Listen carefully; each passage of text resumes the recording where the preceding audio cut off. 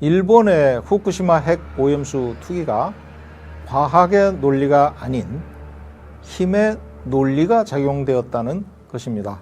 2021년 4월 12일 스가 내각이 후쿠시마 오염수 해양 투기를 결정할 때 미 국무성은 동시에 지지 성명을 발표하였습니다.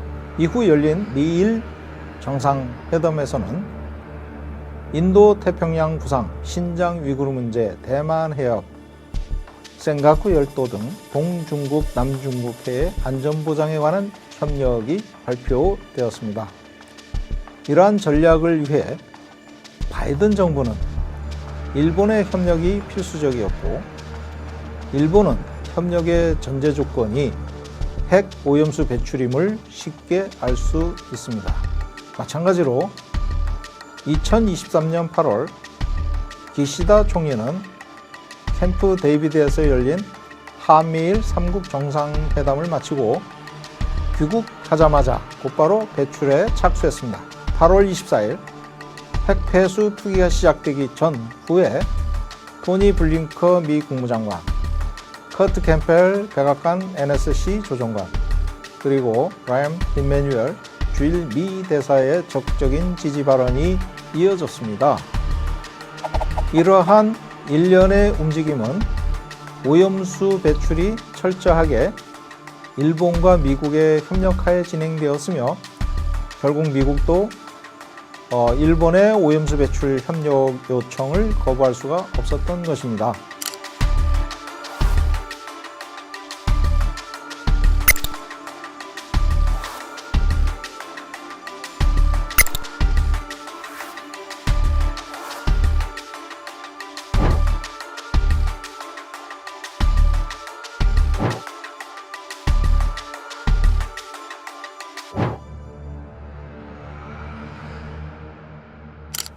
한국도 불과 수년 전 여야 할 것 없이 반대하던 오염수 배출을 180도 입장을 바꾼 윤석열 정부와 여당은 이러한 힘의 논리에 굴복한 것이 아닐 수 없으며, 과학적이라는 변명은 구실에 불과하며 진실하지 못한 것입니다. 한국 정부는 문재인 정부 시절 오염수 배출에 반대했지만 IAEA가 검증한다는 그런 조건을 받아들일 수밖에 없었습니다. 올해 G7에서도 IAEA의 독립적인 검증을 지지한다는 의견을 모은 적이 있었습니다. 하지만 오염수에 대한 검증은 철저히 IAEA와 일본 간 거래에 의해 움직였었습니다. 상호 용역 계약은 철저하게 비밀리에 진행되었고, 기본적으로 1066개 저장 탱크에 있는 오염수가 어떤 농도로, 어떤 핵종이 어떤 부프로 있는지 전혀 검증을 하지 않았습니다. 가장 중요한 알프스 성능에 관한 검증도 없었고, 시료 분석 자료는 일본이 제시하는 자료를 그대로 보고서 작성에 활용하였습니다. 따라서 배출과 관련된 제대로 된 검증 없이 작성된 보고서가 어떤 의미가 있겠습니까?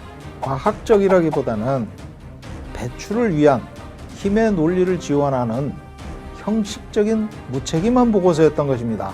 당연히 런던 협약, 유엔 해양법, IAEA의 폐기물 관리 국제법 등 각종 국제법은 물론 우리나라의 법 규정에서 자체 처분의 희석에 의한 배출까지 금지되고 있다는 사실입니다. 따라서 오염수 투기가 과학적이라고 주장하는 것은 힘의 논리에 굴복된 무능함을 알리는 변명에 불과합니다. 사고로 인한 방사능 지역임에도 일본은 비인간적인 강제 주민 회귀 정책으로 불쌍한 일본 주민들은 체내에 피폭되고 있지만 전신 피폭 측정 등을 의무화하지 않고 그대로 방치하고 있습니다.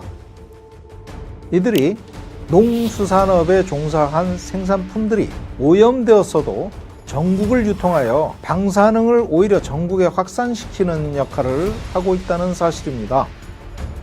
최근 도쿄 지역, 신주쿠 지역의 시민 방사능 측정소에서 측정한 아이들은 사고 후 12년이 지났어도 체내에서 방사능이 계속 나오고 있다는 보도 자료가 나온 바 있습니다.